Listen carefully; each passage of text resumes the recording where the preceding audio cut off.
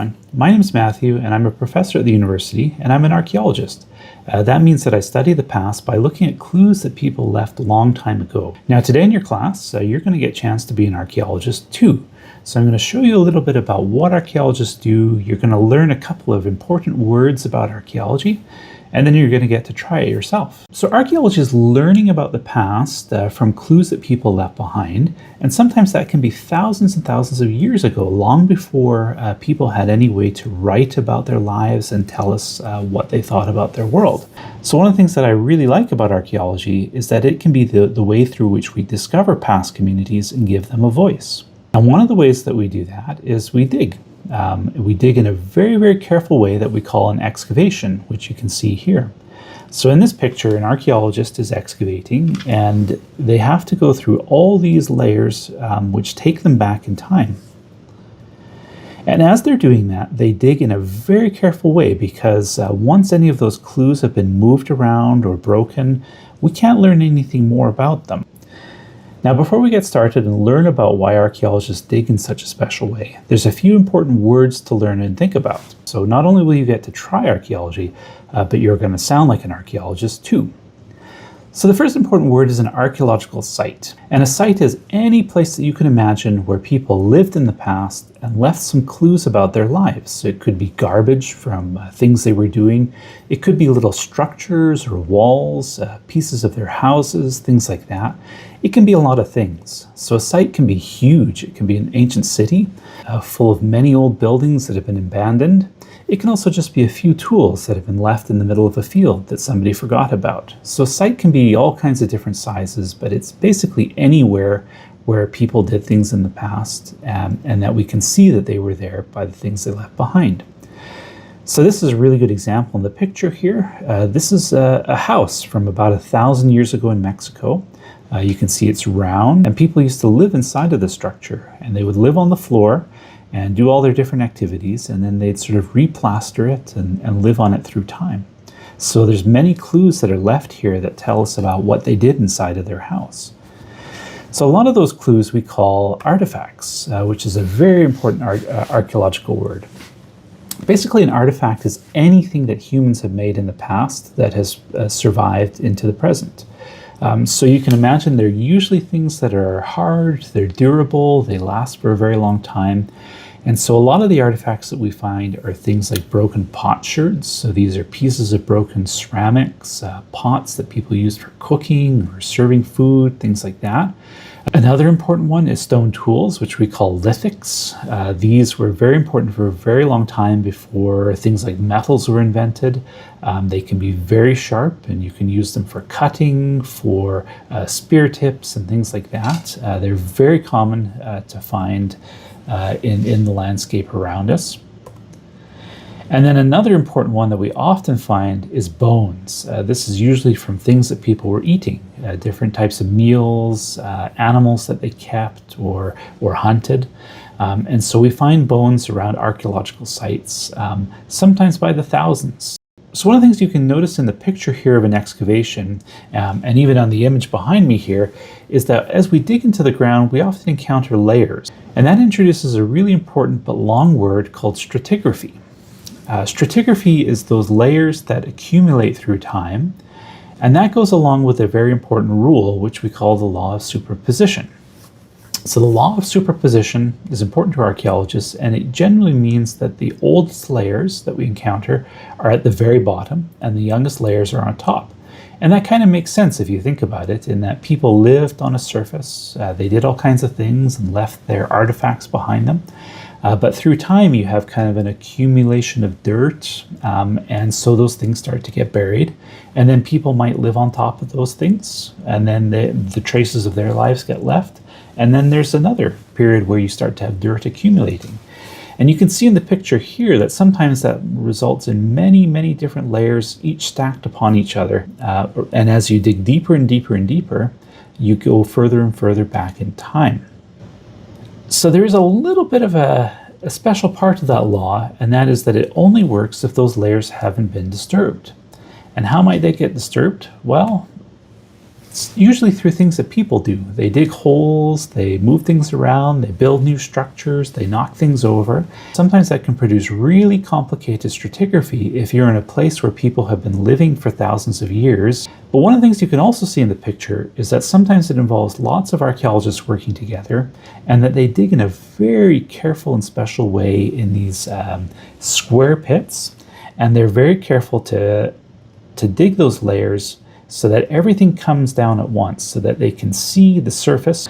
So one of the things that archaeologists are doing when they dig in those kind of special and careful ways is that they're trying to look at everything that's from a single layer at one point in time. So you can see this in this house excavation here.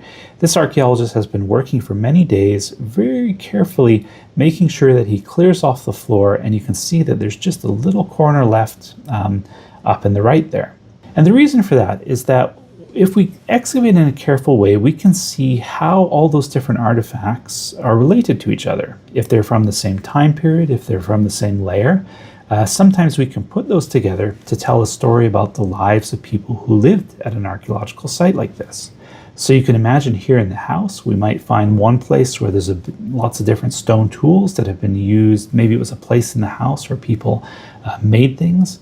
In another part of the house, you might find lots of broken bones, things that were different parts of meals and things like that. So perhaps a kitchen area or an eating area.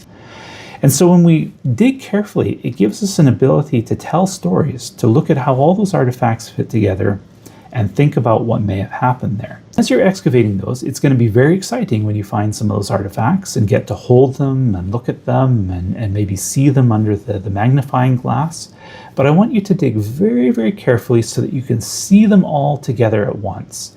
And I want you to step back once you've done that and think a little bit about what kind of a story might account for the things that you see. Now, before we get too far ahead, let's step back and think a little bit about the work area and the different tools that we'll be using. So each station, you might have 2 or 3 partners who will be helping you to excavate. So everybody needs a turn trying different things, but you can help each other and do different tasks. So as you're excavating, there's going to be lots of dirt that you want to get out of the way. What we'll do is we'll use the brushes to kind of carefully move through the dirt and find artifacts. And then we'll use these kind of large scoops to take that dirt and put it straight into the bucket. So you want to be careful not to dump it too hard so you don't get dust flying all over the place and sand all over your classroom. So you want to do it in a very, very careful way. But you can switch off between different jobs and make sure that everybody gets a little bit of a chance to do every part of the excavation. So when you start, your surface is probably going to be fairly flat, and it might be a difficult thing to sort of think, well, where should I start? Where am I going to start finding artifacts? And maybe the first thing to think about is that you're going to bring this down in a way that is equal on one side. So you don't want to just dig one side, dig a little pit, and then have to dig the other sections. It's better to kind of work across as you're going through in a kind of a methodical way. So let's have a look here. You can see we've already found something here. Look at that. So we'll have to it's exciting when you find something, but you want to be careful and make sure you don't knock it out of place. And we're already finding other artifacts, see? And remember what I said, that we want to keep those in place because as we start to discover more, we might find out that they're related to something else here that helps us to tell a bigger story. Something's coming out here, for example.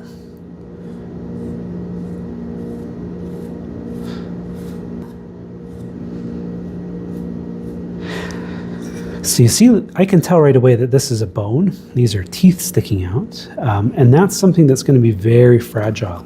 So with that kind of soft brush, I want to make sure that I'm going around it in a very careful way, and so I can see exactly how much is there and where it is. And as I do that, it kind of brings it up to the surface. And then eventually I'm going to be able to see, is this maybe something that's related to that? Maybe these stone tools and these bones go together in terms of some past event that happened. And one of the most fun parts of excavating is you can kind of think about those things as you're going along. Okay, so I think we're in a spot where, basically all around, it's just a few little bits of sand left covering the bottom of the box, and we can be fairly sure that we've got all of the artifacts. So if we step back and have a look here, it might be a good moment to kind of chat with your partners and think about what you see.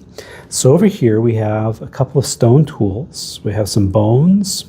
Then we have another type of stone tool. It's a very different type of material to this. You can already see there's some little kind of chips along its edge that we'll take a closer look in a moment. And then over here we have some broken ceramics as well.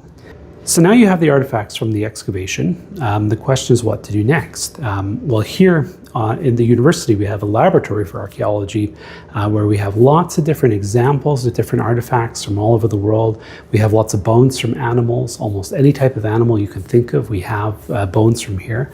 And we call those things reference collections. So we can take the artifacts that we found. So we can take any of the artifacts that we found. So for example, this particular bone, we can compare it to all the different reference collections, and then we can figure out exactly what species it came from and find out some information about it that way. So hopefully that gives you an idea just how to excavate. Use your brush very carefully to go around the artifacts. A few of them are pretty fragile, so just be a little bit careful. Now, once you've got all of those artifacts carefully excavated so that you can see them all and how they might have related to each other in that moment of time, that's when we get to one of the most fun parts of archaeology, which is thinking about what they might mean and what kind of story they tell. So that's the last thing I want you to do after you've had your chance with your partners to dig. So I want you to come up with a couple of different possible stories for what might have happened in your box. And I think that's the most fun part of archaeology. Anyhow, I hope you enjoy this, and good luck, and be very careful with the artifacts.